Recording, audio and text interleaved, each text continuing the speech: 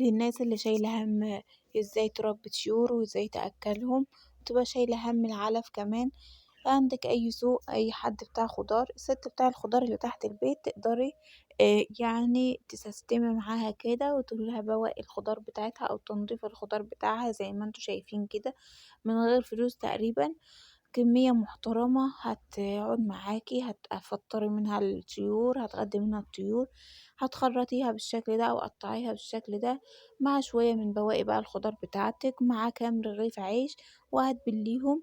ولو عندِك رجيع اللي هو سِرسة الرز بالشكل ده، هتبدئي برضه تضيفي شوية.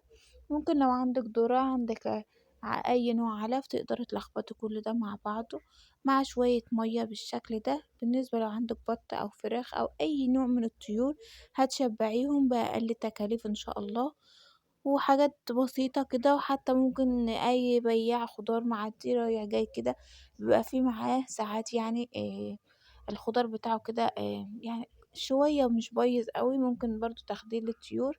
كده هنطلع على السطح مع بعض نبتدي نحط الأكل للطيور بتاعتنا زي ما انتم شايفين كده. بسم الله ما شاء الله، صلي على النبي في قلبك بقى كده. بسم الله ما شاء الله، بسم الله الله أكبر.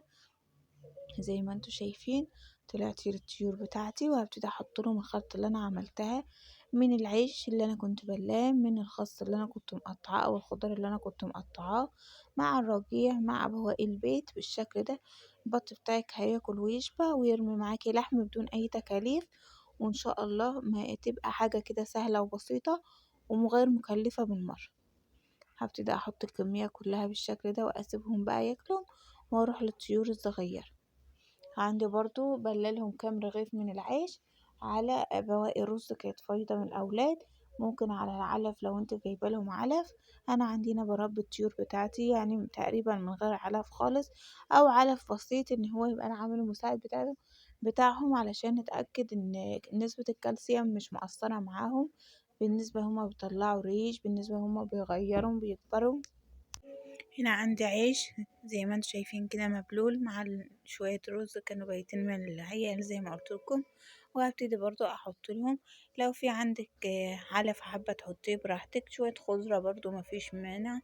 وهحطهم للطيور او البط الصغير بتاعي. بسم الله ما شاء الله زي ما انتم شايفين كده.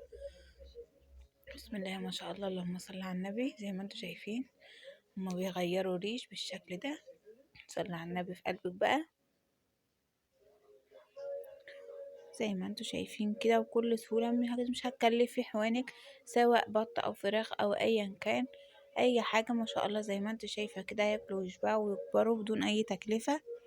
يا رب يبقى فيديو النهاردة عجبكم بالشكل اللي انتوا شايفينه ده.